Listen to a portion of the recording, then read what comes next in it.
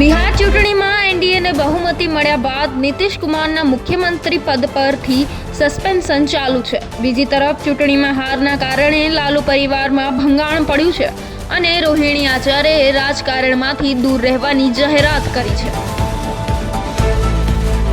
મધ્યપ્રદેશના ગ્વાલિયર ઝાંસી હાઈવે પર ભીષણ માર્ગ અકસ્માત સર્જાયો। માલવા કોલેજ નજીક રેતી ભરેલી ટ્રેક્ટર ટ્રોલીમાં પાછળથી ફોર્ચ્યુનર કાર ઘૂસી જઈ, જેમાં કારમાં સવાર 5 લોકોના ઘટના સ્થળે જ દર્દનાક મોત નીપજ્યા। નવી દિલ્હીના લાલ કિલ્લા નજીક મેટ્રો સ્ટેશન બોમ્બ વિસ્ફોટ કેસની તપાસમાં દિલ્હી પોલીસે હરિયાણાના નુહામાંથી 2 ડોક્ટરો સહિત 3 વ્યક્તિઓની અટકાયત કરી છે। સંકળાયેલા ડોક્ટરોના લાયસન્સ રદ કરવાની કાર્યવાહી કરી છે।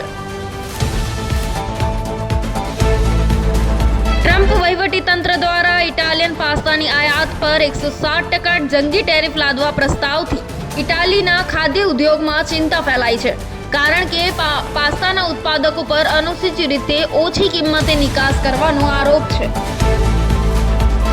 માર્સેલેસ ઇન્વેસ્ટમેન્ટ મેનેજમેન્ટના સ્થાપક સૌરવ મુખર્જીએ ચેતવણી આપી છે કે જો ડોનાલ્ડ ટ્રમ્પ ભારત પર ટેરિફ પાછો નહીં ખેંચે તો ક્રિસમસ સુધીમાં ભારતમાં 2 કરોડ નોકરીઓ ખતમ થવાનું જોખમ છે। સ્વીડનમાં શુક્રવારે બપોરે આશરે 3:01 વાગ્યે એક ગંખવાર અકસ્માતની ઘટના બની હતી, જેમાં એક ખાલી ડબલ ડેકર બસ એક બસ સ્ટોપ ઉપર ઘસી ગઈ હતી। પરિણામે 3 વ્યક્તિઓના મૃત્યુ થયા અને કેટલાક લોકોની ઈજા થઈ હતી।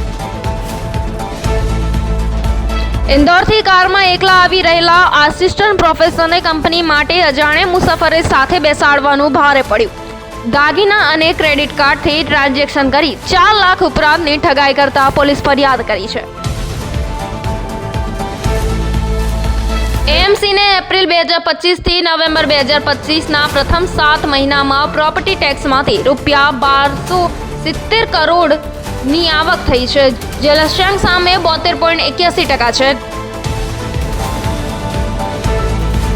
અમદાવાદના ખોખરા વોર્ડની 7 ડે સ્કૂલમાં વિદ્યાર્થીની હત્યાના વિવાદ બાદ જમીનની શરતોના ભંગનો વધુ એક મુદ્દો સામે આવ્યો છે। એએમસી દ્વારા ફાળવવામાં આવેલી જમીનમાં કોર્પોરેશનની મંજૂરી વિના કોલેજ ચલાવવા બદલ